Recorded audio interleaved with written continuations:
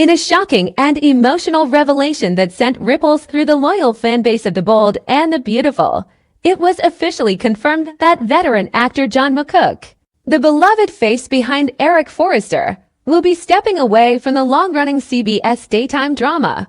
After nearly 4 decades of portraying the patriarch of the Forrester dynasty, McCook's departure marks not just the end of a character arc, it signals the closure of a legendary era. The announcement came directly from McCook himself in an emotional statement where he opened up about his health struggles. At 79, the actor has been quietly battling the early stages of dementia, a diagnosis that has made memorizing complex dialogue and staying in sync with intricate storylines increasingly difficult. Despite his unwavering passion for acting and his deep love for the character of Eric, McCook admitted that the demands of production have become too much. "I've always given my all to Eric," he said. "But it's time for me to take a step back and focus on my health and my family." Behind the scenes, the cast and crew of The Bold and the Beautiful were already aware of McCook's declining condition. Sources close to the production revealed that recent scripts had been simplified for the actor, and scenes were adjusted to accommodate his memory lapses. Longtime co-stars, including Catherine Kelly Lang, Brooke Logan, and Torsten K. Ridge Forrester, had rallied around him, offering support, cover, and patience during his final weeks on set. There were moments when McCook forgot entire sequences, prompting emergency rewrites. Yet no one complained. They knew they were witnessing the slow farewell of a living legend. Fans, too, had noticed subtle changes in Eric's presence over the past few months. Scenes were shorter. Dialogue was softer. Storylines involving Eric were more emotional than action-driven. But many chalked it up to natural storytelling evolution until now. Social media exploded with tributes. Hashtags like "Thank You Eric" and "John Cook Forever" began trending. Clips from iconic Eric Forrester moments: his first appearance, his battles with Ridge, his timeless romance with Stephanie, his emotional wedding with Quinn flooded timelines. Fans shared personal memories, how they grew up watching him, how Eric was the soul of the show, the foundation of the Forrester family, and, in many ways, the heart of B&B. But what will happen to Eric Forrester on screen? Producers have remained tight-lipped about the exact exit storyline. Some believe the character will be written out peacefully, perhaps traveling abroad for medical treatment, or retiring to Paris quietly. Others fear a more dramatic farewell, a fatal illness, a tragic accident, or even an emotional deathbed scene that will bring the family together one last time. Inside sources hint at a farewell arc already in production, a slow, respectful storyline that will honor Eric's legacy without rushing his departure. Ridge, Brooke, Steffi, and even long-absent characters are expected to return to pay tribute. The arc will reportedly highlight not just Eric's current state, but reflect deeply on his role as a father, a husband, a designer, and a flawed but noble man who held the Forrester name with pride and pain. One particularly emotional scene reportedly in development features a symbolic passing of the torch in a moment of lucidity. Takes Ridge's hand and acknowledges that the future of Forrester Creations now rests with him. It's expected to be one of the most heart-wrenching scenes in soap history. But the big question everyone is now asking, will John McCook ever return? Hope glimmers in the uncertainty. Though his health is fragile, McCook has not closed the door entirely. In his own words, "This isn't goodbye forever.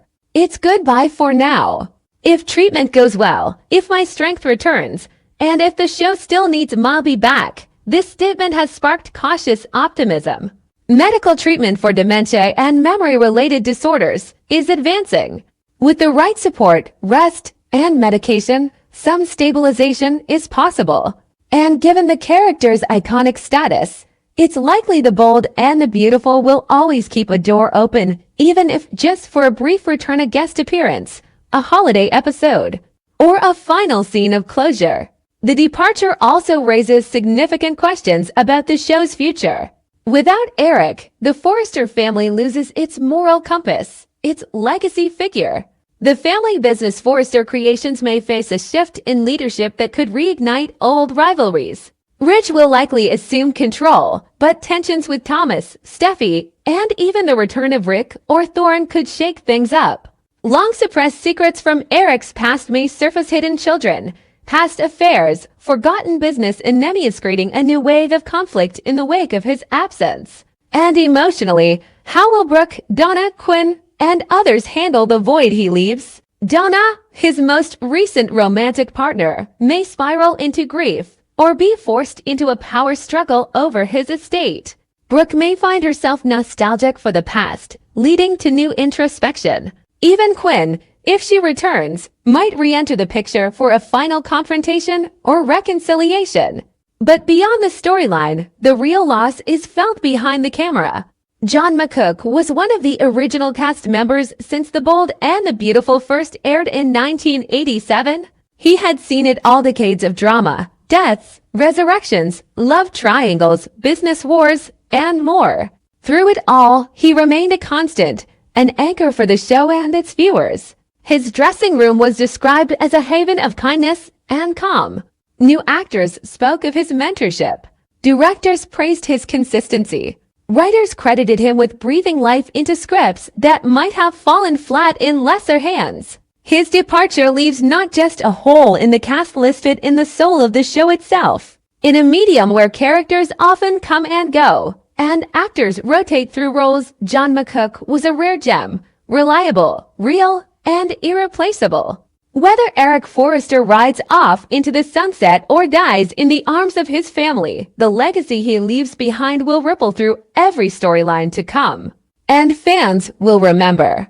They'll remember the father who stood tall through scandal, the lover who never gave up on passion, the businessman who turned fabric into fashion and drama into dynasty, the man who, despite his flaws, always tried to do what was right. They'll remember John McCook not just as Eric Forrester, but as the heart of The Bold and the Beautiful. And maybe, just maybe, one day we'll see that heart return. Even for just one last scene, one last smile, one last reminder that in this ever-changing world of betrayal and beauty, some legacies never fade. In the ever-twisting, emotionally volatile world of The Bold and the Beautiful, where secrets slice through silk and love turns lethal, one storyline is quickly rising to dominate the latest chaos. Luna Nozawa, once seen as gentle and reserved, is now on the verge of crossing a line so dangerous it could destroy multiple lives in a single, explosive collapse. What started as a need for love and stability has spiraled into a dangerous obsession that now involves deception, manipulation, and the unthinkable, a fake pregnancy. Luna has always been searching for belonging, for security, for something that felt real in a world full of shifting loyalties. She grew up in the shadow of her mother, Poppy, a woman whose own past is steeped in secrets and scandals. When Luna entered the world of Forrester Creations, she was viewed as a breath of fresh air, talented, poised, and seemingly untainted by the web of betrayals that entangled everyone around her. But behind the composed exterior, Luna was slowly unraveling. Her emotions had been pushed to the brink by a series of personal rejections, trust issues, and the constant reminder that in this world, only the ruthless survive. It all started with RJ Forrester. Luna and RJ shared a spark, real, tangible, and undeniable. Their connection was honest, but fragile. While RJ appeared to care for her, he never gave her the full commitment she craved. He was distracted, torn between family pressures and his own indecisiveness. Luna tried to be patient, but deep inside, panic grew. Every delay, every moment RJ pulled away, chipped at her sense of worth. She started wondering, what if he leaves me? What if I end up like my motherist, discarded, alone? That fear metastasized into something darker.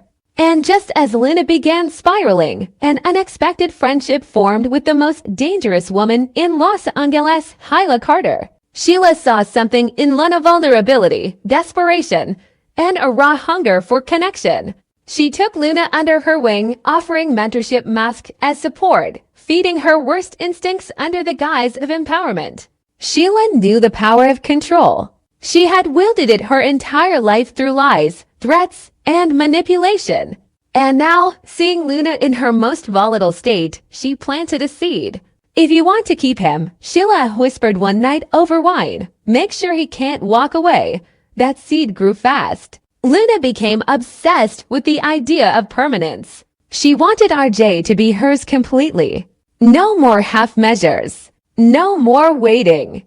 And the solution that took root in her mind was as old as drama itself, a baby. Or more precise life illusion of one. Her plan was reckless, chilling in its execution, and horrifying in its potential consequences. She'd fake a pregnancy. Not just suggest she might be late. No, Luna studied. She researched. She watched videos, forged documents, and acquired realistic sonogram images. She even learned how to simulate symptoms: nausea, fatigue, mood swings. She practiced in front of the mirror until her performance was flawless. She told herself it was only temporary. She'd fake it just long enough to get RJ to commit. A ring, a home, a future. Then, quietly, she'd claim a miscarriage. A tragedy. One that would only deepen their bond. But Luna wasn't just deceiving RJ. She was now playing in Sheila's world, and the game had no rules. Sheila, for all her cruelty, wasn't prepared for how far Luna was willing to go. The moment Luna confided in her about the fake pregnancy plan, Sheila's expression changed. Fear flickered in her eyes. Because, for the first time, someone else was playing the monster. And it terrified her. Sheila had worked tirelessly to rebuild her image. She had clawed her way back into some semblance of stability, partly through her shaky romance with Deacon Sharp, who saw the human in her when no one else would. Their relationship was unconventional, fragile, but real. And now Luna's actions threatened to shatter the fragile glass castle Sheila had built. Sheila knew if Luna's plan was exposed, the dominoes wouldn't stop at RJ. The fallout would burn through Forrester Creations, through the Logan and Forrester families, and land squarely at Sheila's feet. After all, who else but Sheila Carter would be suspected of orchestrating such a twisted scheme? Guilt by association was something Sheila couldn't afford it now, not when she was finally so close to real happiness. Deacon, already suspicious of Sheila's odd behavior and increasingly paranoid about her late-night meetings with Luna, began asking questions. He had seen Sheila manipulate people before, and this felt too familiar.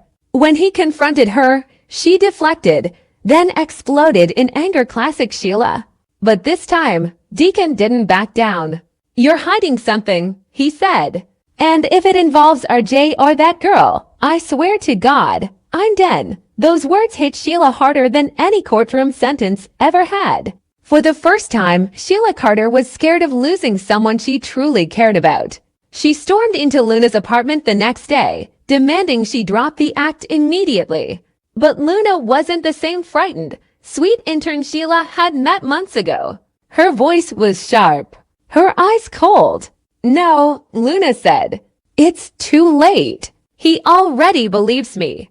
We're talking about marriage. He's planning a future with me.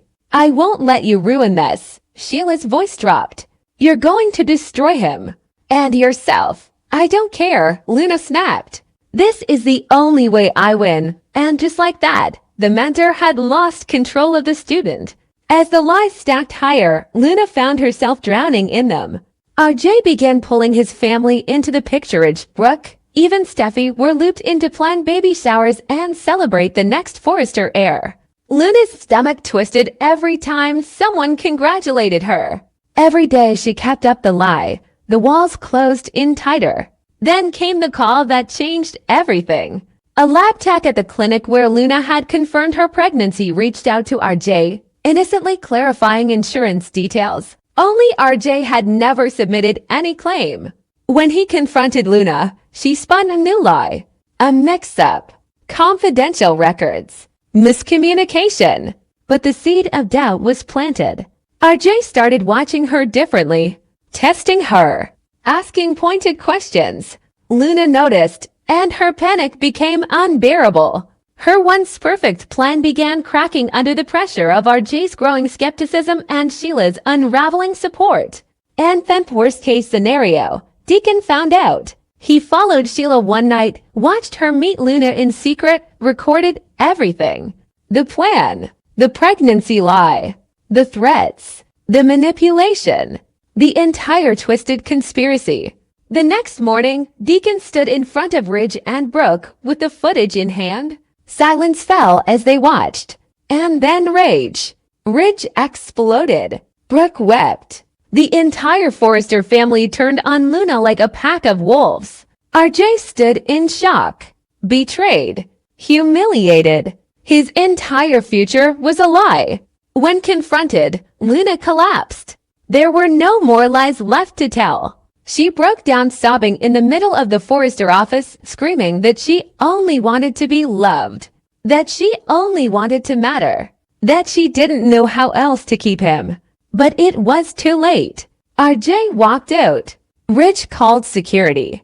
Brooke told her she would never be welcome again in any Logan or Forrester home. And Sheila? She paid the ultimate price. Deacon ended their relationship immediately. You knew, he said. And you let it happen. You let that girl destroy my daughter's family. I didn't make her do it, Sheila pleaded. I tried to stop her, but you didn't, Deacon replied. And that's all I'll ever remember. For the first time in her life, Sheila Carter was left with no one. No allies. No love. No redemption. And Luna. She disappeared. Rumors swirled that she left Los Angeles. Others claimed she checked into a mental health facility. Some even speculated that Poppy took her back overseas to escape the scandal. Wherever she went, the damage she left behind would linger.